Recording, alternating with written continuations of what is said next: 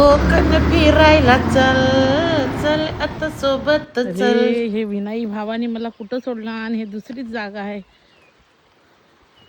पण इथून आमचे घर समोरच दिसत आहेत. चला मग बघूया. हे नवीन रस्ता आहे, कुठून वाट आहे ते पण नाही माहीत आहे.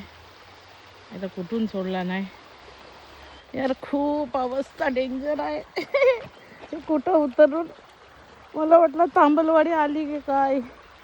तिथून जायचा कसा आहे ते मला आता पक्का माहीत नाही आहे. चला पण बघूया.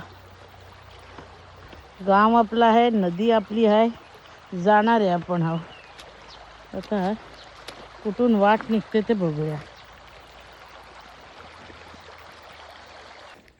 ओ नो, असं इथून वाट नाही आहे वाटते. हे बघा पूर्ण जंगल आहे. चला शोधत शोधत जाऊया. अरे बापरे, इथे काय सुद्धा जायला दिसत नाही. चला तरी सुद्धा बघूया. हे बघू शकता पाठी. पण इथून जाण्याचा मार्ग भेटतो का बघतो. खरंच या विनया दादांनी मला कुठं सोडलं आणि काही माहिती. अरे बापरे, तिथून वाटच नाही आहे.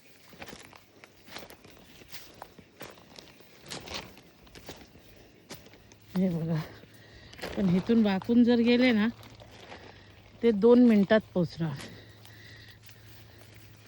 त्यांनी मला लवकर पोचण्यासाठी इथे सोडला नाही.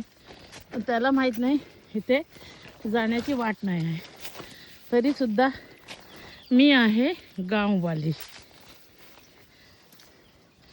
हे बघा मी निघाले आता. ओ हो, पूर्ण जंगल आहे.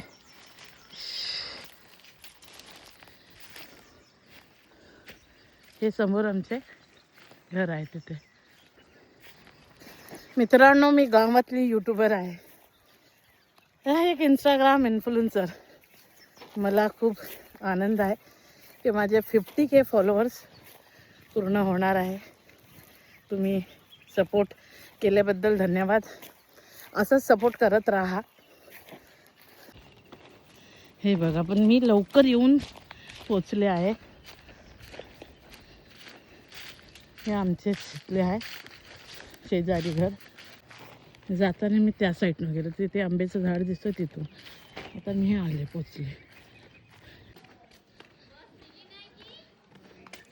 बस मिली। देखो मैं चोरी कर रही हूँ मेरे मामू के इधर का आम।